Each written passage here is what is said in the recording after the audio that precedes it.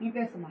கோமதி, அங்கம்மா உங்க 2 பேருக்கும் நாங்க ஃபர்ஸ்ட் அண்ட் லாஸ்ட்டா வார்னிங் குடுக்குறோம். நீங்களும் ஒரு மகளிர் தான். நீங்க உங்களுக்கு உங்களோட கட்சியில எந்த ஒரு அங்கீகாரமும் இதுவரைக்கும் யாரும் குடுத்தது கிடையாது. ஆனா எங்க அண்ணன் தளபதி வந்ததுலேருந்து மகளிருக்கான முன்னேற்றத்தை ஏற்படுத்திட்டே இருக்காரு. அவர் ஆட்சிக்கு வந்தால் அது ஏற்படுத்துவார். அதுக்காக தான் அவர் வந்திருக்காரு. அவரோட பாசத்துக்கும், அவரோட அன்புக்கும், அவரோட நல்ல எண்ணத்தோட ஏற்பாடுங்களுக்கும் தான் நாங்க வந்து எல்லா மகளிருமே அவர் மேல இருக்கிற நம்பிக்கையிலையும், அவர் மேல இருக்கிற அன்புலையும் இன்ன நிமிஷம் வரைக்கும் அவருக்காக பாடுபட்டுட்டு இருக்கோமே தவிர்த்து, உங்கள மாதிரி 10 பேருக்கு 300 புடவை வாங்கி கொடுத்துட்டு, வாம்மா போயிட்டு அவங்க குடிய கெடுக்கலாம்னு சொல்லிட்டு நாங்க யாருமே இங்க இல்ல.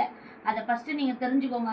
நீங்க ஃபர்ஸ்ட்டு தமிழக வெற்றி கழகத்துல இருக்கீங்களா? எப்படி நீங்க வந்து எங்க கட்சி புடவைய வாங்குறது மட்டும் இல்லாம, வாங்குங்க. எல்லாரும் ஒண்ணுன்னு தான் என் தலைவர் சொல்றாரு.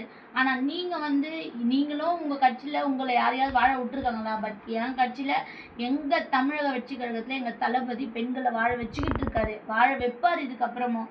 தயவு செய்து கோமதி, அங்கம்மா, திருவண்ணாமலையில இருக்கிறவங்களுக்கு நாங்க எச்சரிக்கையா கூட சொல்றோம். தமிழக வெற்றி கழகத்தோட மகளிர் அணி, மொத்த மகளிர் அணி சார்பா நாங்க உங்களுக்கு எச்சரிக்கை எடுக்கிறோம். இதுக்கப்புறம் இந்த புடவை கட்டிட்டு போயிட்டு இங்க வந்து தளபதியை கவுத்தரலாம், வந்து நம்ம வந்து போராட்டம் பண்ணிடலாம் நம்பிடுவாங்க மக்கள். இந்த என்னக்கா சொல்லுவாங்க, இந்த டக்கால்ட்டி வேலைலாம் இங்க நடக்காது. தயவு செய்து இந்த டக்கால்ட்டி வேலைலாம் இங்க வேண்டாம். எங்க தளபதியை யார் நினைச்சாலும் கவுக்க முடியாது. நாங்க இருக்கோம் அவர் பக்கம், புரியுதுங்களா? முடிஞ்சா நீங்களும் எங்க கட்சியில வந்து சேர்ந்துக்கோங்க. இல்லையா ஓரமா நின்று வேடிக்கை பாருங்க. தளபதியை கெடுக்கணும்னு நினைக்காதீங்க. நீங்க நல்லது இது வரைக்கும் அனுபவிச்சிருக்கீங்களா? கிடையாது.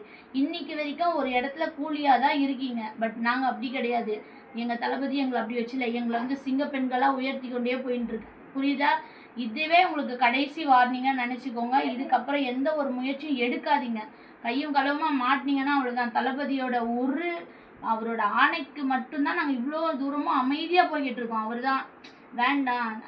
அவங்க தான் நாய் கொலிச்சுதுன்னா நம்ம திருப்பி கொலிப்போமா? ஒதுங்கி போவோம். அதே மாதிரி தான் நாங்களும் ஒதுங்கி போய்